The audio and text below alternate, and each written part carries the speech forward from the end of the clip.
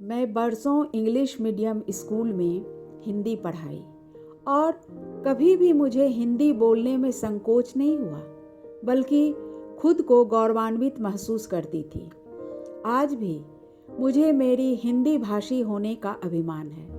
नमस्कार, मैं रीता मिश्रा तिवारी और आपको कथा कस्तूरी के सारे सदस्यों की तरफ से हिंदी दिवस की बहुत बहुत शुभकामनाएं देती हूँ। आज मैं आपको लेखिका विभा गुप्ता जी की लिखी कहानी सुनाने जा रही हूँ, जिसका शीर्षक है दोहरा व्यवहार क्यों। सभी सरकारी स्कूलों को अंग्रेजी माध्यम में परिवर्तित किए जाने के बाद स्कूलों में एक नियम भी लागू हो गया कि जो विद्यार्थी कक्षा में हिंदी भाषा में बात करेगा अथवा प्रश्न पूछेगा तो उस विद्यार्थी को दंड स्वरूप एक दिन के लिए कक्षा से बाहर कर दिया जाएगा। इसलिए सभी विद्यार्थी टूटी फूटी अंग्रेजी बोलने का प्रयास करते। 5वीं कक्षा में पढ़ने वाली नंदनी को अंग्रेजी भाषा का अभ्यास नहीं था, इसलिए उसे अंग्रेजी में बात करने में हिचक होती थी।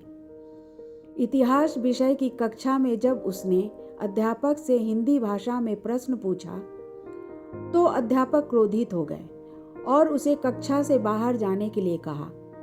तब वह बोली, सर, हिंदी हमारी मातृभाषा ही नहीं, राजभाषा और राष्ट्रभाषा भी है।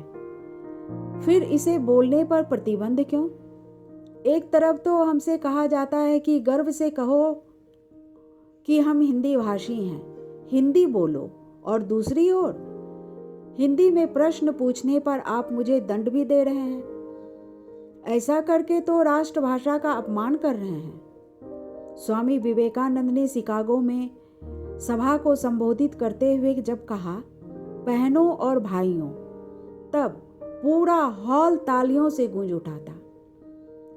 फिर मेरे हिंदी में प्रश्न पूछने पर आपको आपत्ति क्यों हो रही है? विदेश में हिंदी भाषा को सम्मान दिया जाता है और अपने देश में अपमान। क्या हिंदी भाषा बोलना सिर्फ 14 सितंबर को ही स्वीकार्य है, बाकी दिनों में नहीं? तब हिंदी हमारी राष्ट्रभाषा कैसे हो सकती है सर? यह कहकर वह कक्षा से बाहर चली गई। नंदनी की बात सुनकर अध्यापक सोच में पड़ गए। आखिर हमारी राष्ट्रभाषा का दोहरा व्यवहार क्यों किया जा रहा है? उन्होंने नंदनी को कक्षा के अंदर बुला लिया और अगले दिन से हिंदी भाषा में बात करने पर लगाया गया दंड भी खारिज कर दिया गया। ये कहानी इतनी ही। हिंदी भाषा सिर्फ हमारी भाषा ही नहीं, हमारी पहचान भी है। तो आइए हिंदी बोलें, हिंदी सीखें और सिखाएं और गर्व से कहें कि हम हिंदी भाषी हैं। ये है कथा कस्तूरी और आप सुन रहे थे मुझे, यानी रीता मिश्रा तिवारी जी को। कहानी अच्छी लगे तो लाइक और कमेंट करें।